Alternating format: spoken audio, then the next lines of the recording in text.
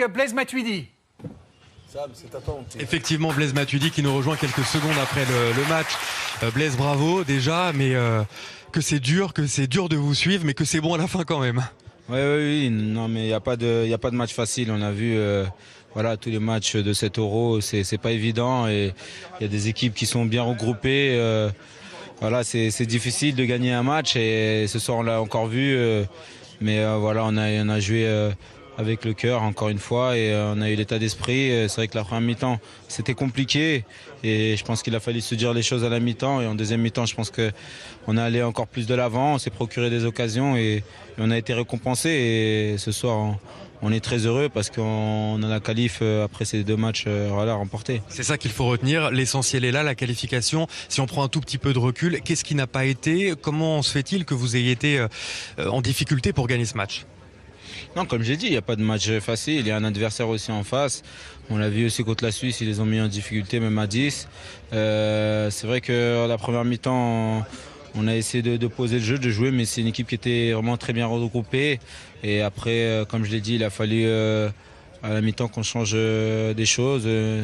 Même tactiquement, le coach a fait des choix et je pense que ça a été payant par la suite. Et je suis très heureux aussi pour Antoine, parce que il a été voilà, beaucoup critiqué à tort parce qu'il était lors du premier match, voilà, on a été un peu dur avec lui et il démontre que c'est un grand attaquant et on aura besoin encore de lui, tout comme Paul qui a fait une super entrée aussi. Dernière question, le système tactique justement avec tous ces changements, est-ce que ça vous a gêné? Est-ce que vous étiez mieux avec le 4-3-3 en seconde période? Non, on sait qu'on est habitué à ce 4-3-3. Après, on a voulu, bien sûr, le coach a voulu tenter quelque chose. Parfois, ça peut passer. Parfois, il y a l'adversaire aussi qui peut nous mettre en difficulté. Ce soir, l'adversaire, voilà, défensivement, ils ont été très costauds et voilà, il a fallu rien lâcher. Et ce soir, on l'a emporté. Et je pense qu'il y a du mieux. Je pense que dans le jeu, on a fait des choses intéressantes parfois. Donc, faut s'appuyer là-dessus. Après, on sait que tout n'est pas parfait, mais aujourd'hui, quand on voit cette Coupe d'Europe, là, il y a pas de 7 euros, pardon, il n'y a pas de match facile. Voilà, donc les matchs, il faut aller les chercher. C'est ce qu'on fait. Aujourd'hui, on a quand même 6 points, donc il faut savourer. Merci Blaise. Rendez-vous à Lille contre la Suisse. Merci beaucoup. Merci beaucoup Samuel Olivier avec Blaise Matuidi. Bonjour Adil. Bon, Laure Boulot, on était avec vous et... Ah non, attention, Adil Rami, passeur décisif, est passé au micro de Samuel. Oui, effectivement, les invités s'enchaînent avec Adil Rami. Adil, l'équipe de France a gagné, l'équipe de France n'a pas pris de but, l'équipe de France est qualifiée. L'essentiel y est, c'est ce qu'il faut retenir ce soir? Exactement, on savait que ça allait être difficile. En première mi-temps, on a débuté un petit peu voilà, comme ci, comme ça. Et puis on est rentré en deuxième mi-temps voilà, vraiment avec beaucoup plus d'ambition, beaucoup plus d'envie et de caractère. Et puis ça finit par payer. Donc après, comme vous le dites, on a pris 0 but, on a marqué 2 et on est qualifié. Mais bon, il en reste un et puis il va falloir mouiller le maillot encore une fois avant que les choses commencent sérieusement. Comment vous le vivez de marquer ces buts à chaque fois en toute fin de match? C'était le cas contre la Roumanie, le cas ce soir. C'est super stressant pour nous. Pour vous, c'est comment? C'est stressant aussi parce que voilà, on sait que c'est une équipe quand même qui peut être dangereuse, avec un attaquant qui court sans arrêt. Un terrain, une pelouse moyenne, donc on a à l'abri de rien du tout, donc c'est vrai que c'est compliqué pour vous et aussi pour nous. Je pense qu'avant la fin de l'Euro, je vais perdre mes cheveux moi. Et le geste technique, le centre enroulé, la passe décisive, ça c'est un régal. Vous êtes fait chambrer là-dessus? Pas encore? Non, pas encore.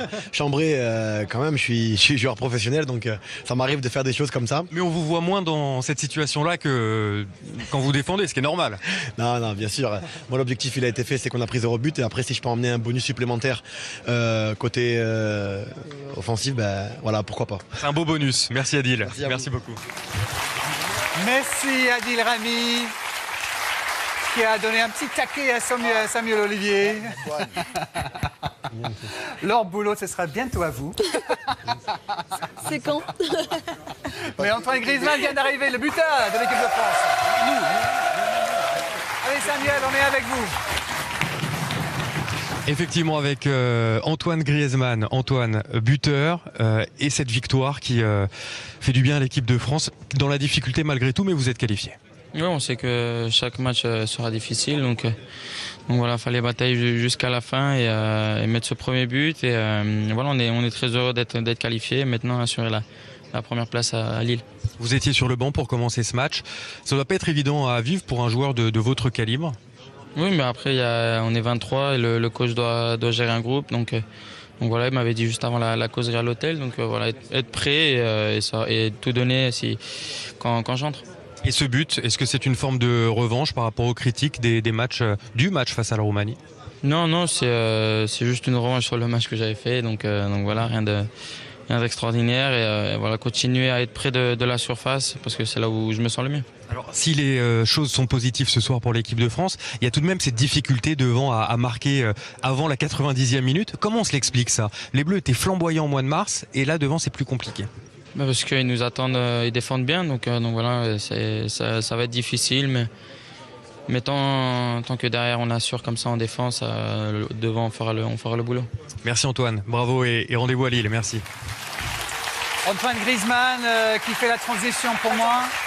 On fera le boulot avec vous, Laure. Le boulot avec toi. C'est à moi? Bien. Oui.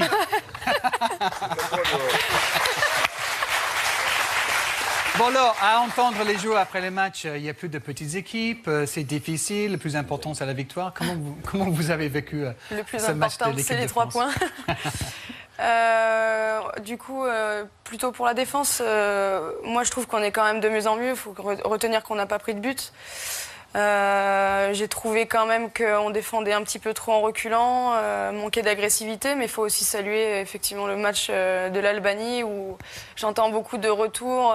Oui, ils étaient bien en place, mais ils ont quand même très bien attaqué. Donc non, moi je suis plutôt confiante pour cette équipe de France. Hugo Lloris, Laure, est maintenant avec Clément Grèze, réaction du capitaine de l'équipe de France. Bonsoir Hugo, bonsoir Clément. Bonsoir. Bonsoir Hugo, effectivement, et félicitations d'abord. Quel regard le capitaine de l'équipe de France porte sur cette qualification obtenue après 2 matchs? Écoutez, c'est très bien, c'est très bon pour le moral d'obtenir la qualification au bout du 2e match. Ça a été long à se dessiner, mais on a été patient et je pense qu'on mérite sur la 2e mi-temps d'obtenir ce résultat. Alors long, ça veut aussi dire difficile. Est-ce que vous vous attendiez à autant de difficultés pour dominer une formation albanaise qui était assez logiquement à votre portée? Oui, on aurait pu et dû faire mieux en première mi-temps, mais après il n'a pas fallu céder à la panique. Au contraire, il a fallu garder de la sérénité, du calme et prendre les choses de la bonne façon en 2e mi-temps. C'est ce qu'on a fait, on a joué plus haut, on est allé les chercher, on a provoqué cette réussite et même si on marque très tard, c'est bon pour le mental également. Hugo, sans trahir de secret, on voudrait s'inviter avec vous dans l'intimité du vestiaire. On a beaucoup parlé de Paul Pogba et d'Antoine Griezmann tout au long de ces derniers jours. Quels mots vous avez eu pour eux aujourd'hui, alors que leur statut de remplaçant se confirmait, et quel mot Didier Deschamps a-t-il eu quand il s'est agi de leur faire comprendre qu'ils allaient jouer un rôle important ce soir? Mais que ce soit Paul ou Antoine, ils s'inscrivent dans le collectif. Après, ils respectent les décisions du coach. On sait très bien que la compétition est longue, donc on a besoin de tout le monde. Et ce soir, je pense qu'ils ont donné la meilleure des réponses. Ils ont été décisifs tous les deux. Paul a amené beaucoup plus d'agressivité que sur le premier match. Et c'est ce qui a permis également à l'équipe de jouer un peu plus haut. Et Antoine est décisif. Il marque un but tellement important qui nous libère. Et donc c'est bien. C'est une soirée très positive. Darren, je laisse vos invités féliciter bien évidemment Hugo Lloris et peut-être lui poser une question également.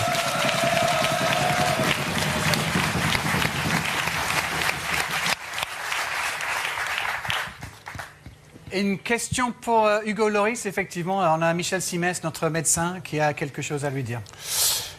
Oui, moi, Hugo, bonsoir. Je suis assez Bonsoir. Bonsoir. Je suis assez inquiet en fait, comme spectateur et de loin devant sa télévision. Alors effectivement, on leur disait que la défense nous avait plutôt rassurés ce soir, mais quand même, les actions les plus dangereuses, notamment en première mi-temps, étaient albanaises. Donc voilà, c'est quoi l'explication? Une fragilité, un stress? Parce qu'on a entendu les joueurs dire on a l'impression qu'ils jouent avec le frein à main au début du match, tellement ils sont stressés. Vous ressentez ça aussi ou pas? Non, pas du tout. Par contre, sur le premier match, on a pu ressentir un petit peu de... c'est pas du stress, mais c'est plus un un petit peu de manque de repères, oui, un peu de pression. Forcément, c'était un match d'ouverture, mais on a évacué ça. Aujourd'hui, je pense qu'on a manqué un petit d'agressivité, d'intensité en première mi-temps. C'est vrai que le terrain nous a pas aidé également parce qu'il était difficile de mettre du rythme. Mais ensuite, en étant beaucoup plus agressif en deuxième mi-temps, on est allé chercher ce résultat. Mais il faut être patient. Là, je veux dire, tout se construit. Il faut y aller étape par étape. Et on prend de la confiance et on abordera le match suivant de la meilleure des manières. On construit petit à petit. Salut Hugo, c'est Louis. Est-ce que le changement de système, est-ce que ce système-là vous a un peu perturbé? On l'avait travaillé un petit peu il y a 2 jours. Après, forcément, on a plus l'habitude de jouer avec une sentinelle au milieu. Mais le changement tactique nous a permis également d'aller chercher un peu plus haut. Je pense qu'en deuxième mi-temps, on a gagné beaucoup plus de ballons dans leur camp. Et ça rend le match plus facile. Ça nous évite de faire à chaque fois 80 mètres à remonter le ballon. Et on a pu les mettre en danger. Merci beaucoup Hugo Loris en direct de Marseille avec nous ce soir. Ravi de vous avoir avec nous Hugo. Bravo, 2 victoires sur 2, vous êtes déjà qualifiés. C'est ce que nous allons retenir de cette soirée au Vélodrome. Merci beaucoup.